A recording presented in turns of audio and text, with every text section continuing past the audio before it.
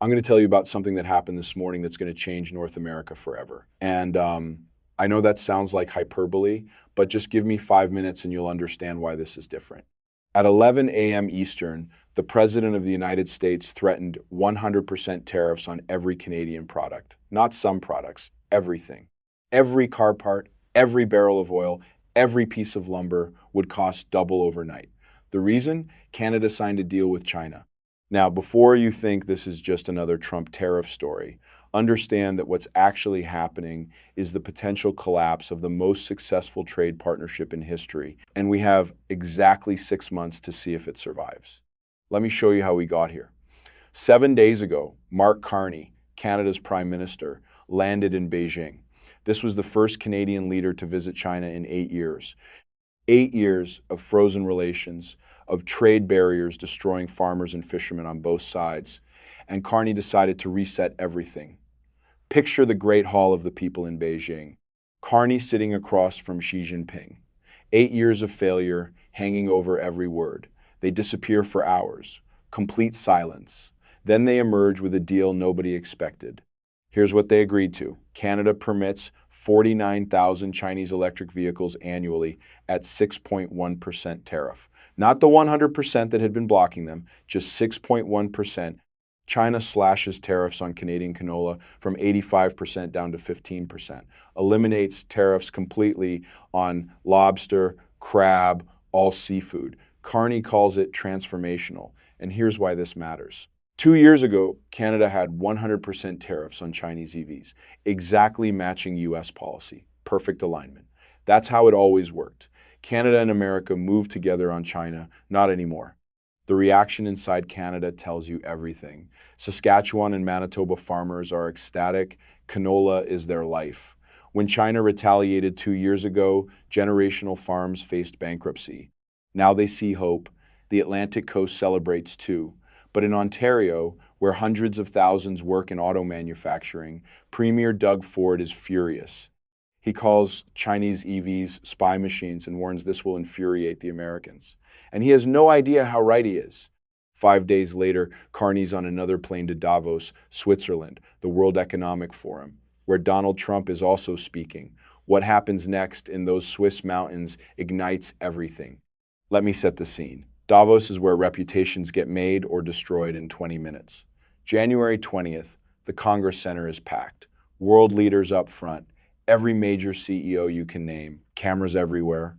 Carney takes the podium and delivers a speech that will be quoted for years.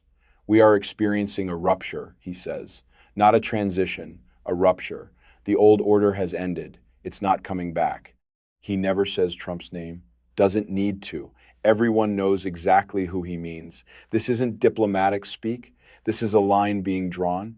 Carney talks about coercion by great powers, about weaponizing trade, about middle powers needing to stand together because, and this phrase goes everywhere, if we're not at the table, we're on the menu.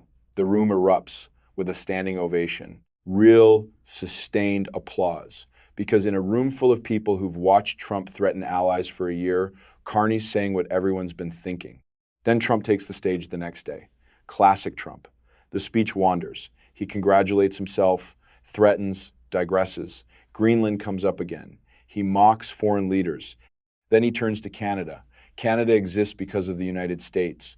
Trump declares, they're only around because we let them be. Remember that, Mark, next time you're making speeches. It's deliberately personal, designed to humiliate, but Carney doesn't back down. His response goes viral instantly. Canada doesn't exist because of the United States. Canada thrives because it is Canadian. We are not your subordinate. We are a sovereign nation. And that refusal to bend triggers everything after. Trump withdraws an invitation to something called the Board of Peace, this vanity project with a $1 billion membership fee. Then the social media attacks begin. Posts targeting Carney personally. Posts attacking the China deal. Calling Canada ungrateful, disloyal. And then this morning, the ultimatum, 100% tariffs unless Canada cancels the China agreement. 100%. Now here's where everyone's getting this wrong. The standard take says Trump's angry about the Davos speech, he's retaliating because Carney embarrassed him, and yes, ego is involved. But if you think this is about wounded pride, you're missing everything. The threat isn't about ego, it's about the USMCA, the United States-Mexico-Canada Agreement, the trade framework supporting $2 trillion in annual commerce. And here's the critical detail. That agreement faces mandatory review in exactly 6 months, July 1st, 2026. On that date, all three countries must confirm they want to continue the partnership. If not, it enters annual reviews until 2036, then expires. This review has been scheduled since signing. For a year, all three governments have been preparing. Canada and Mexico thought it would be routine, some technical updates, business as usual. Then Trump won his second term, and routine became existential.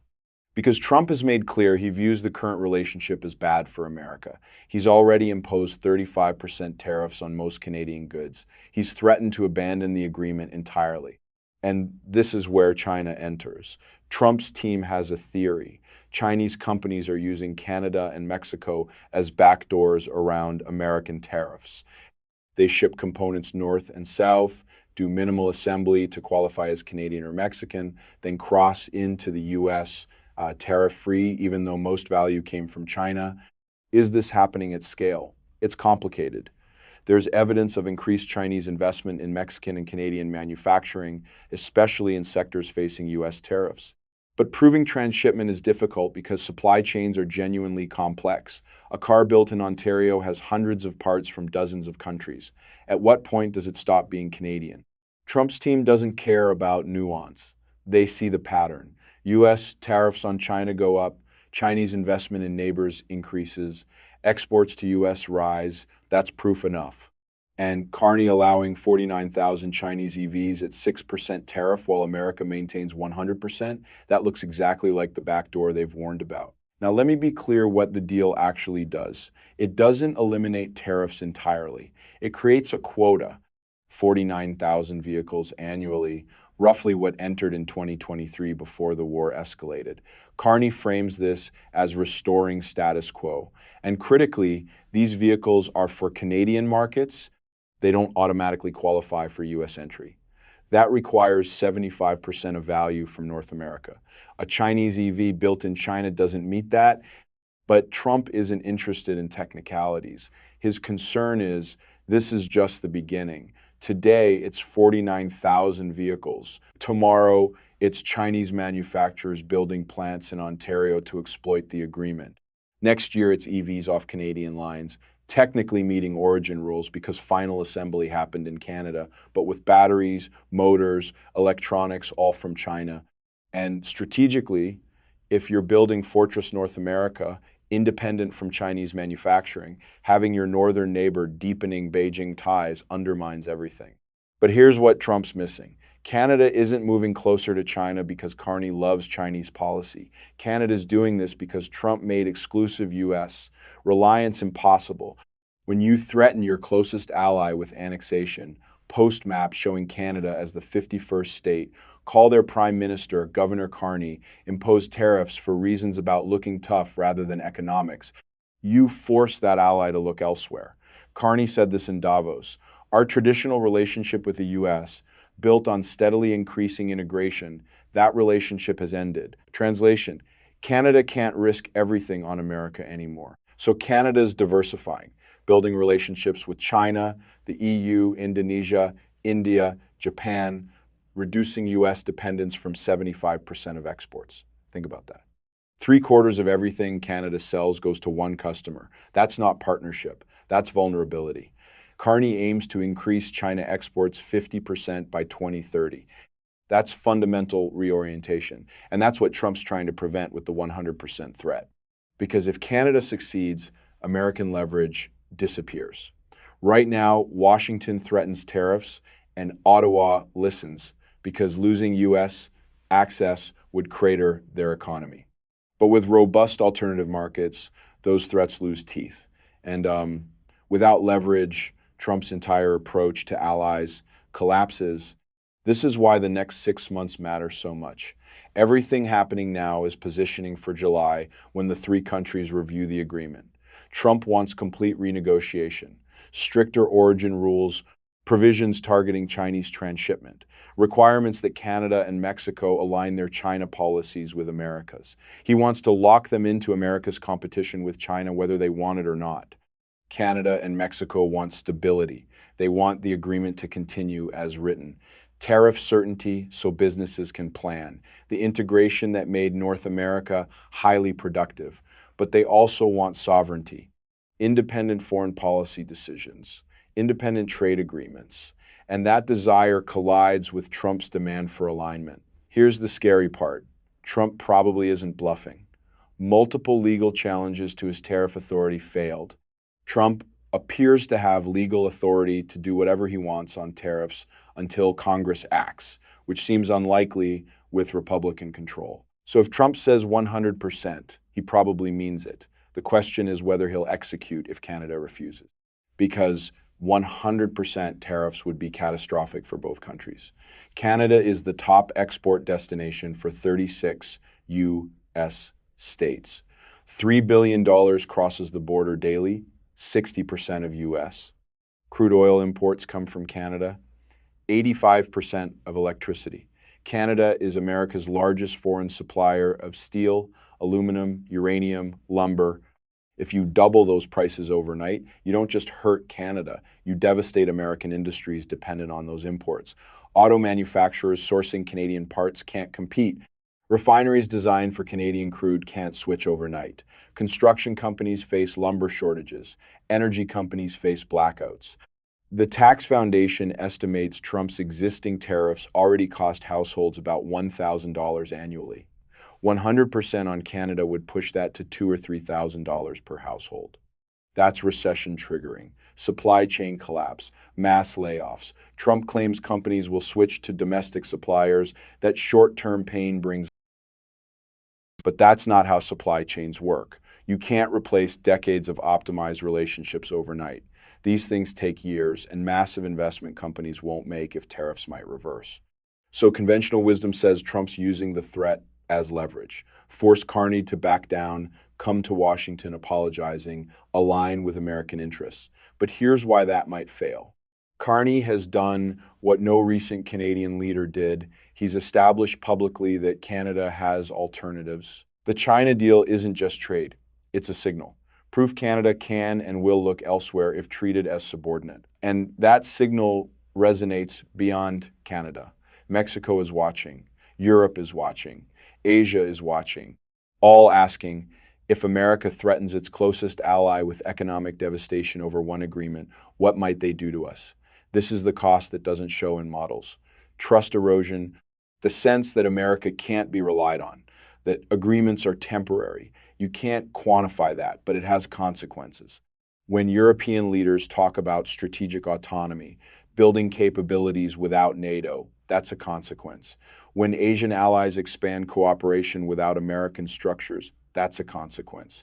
When Canada reduces American dependence, that's a consequence. The post-war order was built on American credibility, that Washington would honor commitments even when inconvenient. Trump's approach erodes that with every threat, every reversal, every tariff for reasons about forcing compliance rather than trade. So what happens next? Watch Canada's response. Carney hasn't issued a full statement yet. When he does, tone matters. Does he back down, offer to renegotiate, find compromise? That signals Trump's leverage worked. Or does he hold firm, make clear Canada won't be bullied? That signals confrontation. Watch the agreement review too. Negotiations start in weeks. If Canada and Mexico agree to tightening in exchange for tariff certainty, we might see resolution.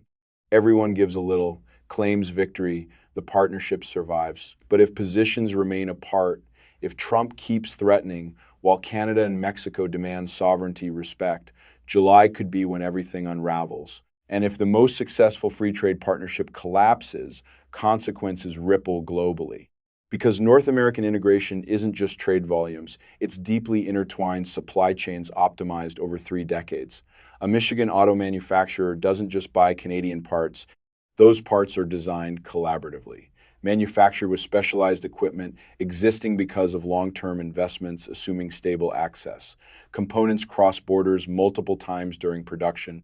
A single car might cross 6 or 7 times with value added at each stage in each country. You can't replicate that quickly. Production stops, factories close, workers get laid off. And when American factories close, Canadian and Mexican factories close too. The pain is mutual. Recovery takes years. Trump believes this pain gives him leverage, that Canada and Mexico will blink first. On paper, he might be right. Canada's economy is smaller, more vulnerable, but this isn't just economic. It's about sovereignty and self-respect. Carney has calculated that long-term costs of submitting exceed short-term pain of standing firm, that letting the U.S. dictate policy sets an unacceptable precedent. Because if you bend once, you'll bend again until sovereignty becomes meaningless. That calculation might prove correct or catastrophically wrong. We'll find out over 6 months. Something must give. Either Trump backs away, accepting Canada will maintain China ties, or he executes, triggering a crisis, defining his term, or Canada blinks and the Davos speech becomes empty rhetoric. My read is Carney's not blinking. The China deal timing, the Davos speech, the responses, these aren't accidents, they're strategy. Carney's betting Canada can endure economic pressure better than Trump can endure political pressure from businesses and voters hurt by tariffs. When Montana farmers can't export, when Michigan workers lose jobs, when Texas faces blackouts, Trump faces reckoning. It's dangerous. History has leaders who underestimated Trump's willingness to accept pain. He doesn't pivot, he doubles down, but it's also a bet Carney may have no choice but to make, because permanent subordination isn't sustainable either. So here we are. 6 months from the most important trade negotiation in a generation.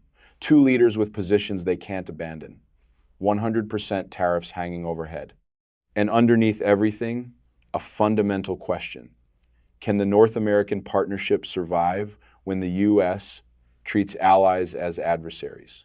This matters beyond statistics. It shapes the world our children inherit, a world where democracies cooperate, where agreements mean something, where smaller nations maintain sovereignty, or a world fragmenting into blocks where power is the only currency. The next 6 months tell us whether institutions can constrain leaders who reject constraint, whether allies maintain relationships when one demands submission, whether the post-war system that prevented major wars can survive a president who sees it as obstacle rather than achievement. The 100% threat isn't about EVs or canola or pride or even China. It's about whether rules still matter more than power. And right now that answer is uncertain. If this helped you understand what's actually happening, hit that like button, subscribe, because this story isn't over. The next chapter gets written in July, but developments will come before official statements, trade missions, negotiations, economic indicators, political pressure building. And I'll walk you through every development, every consequence, every moment when stakes rise. Tell me in the comments, will Carney hold firm or will Canada bend? Which outcome serves Canada better? Short-term pain for sovereignty or accepting dominance for prosperity? That's the calculation Carney's making now. The impossible choice facing Canadians, one of the most consequential decisions in decades. A decision that will echo for generations. Thanks for watching, and I'll see you when this takes its next inevitable turn, because it will.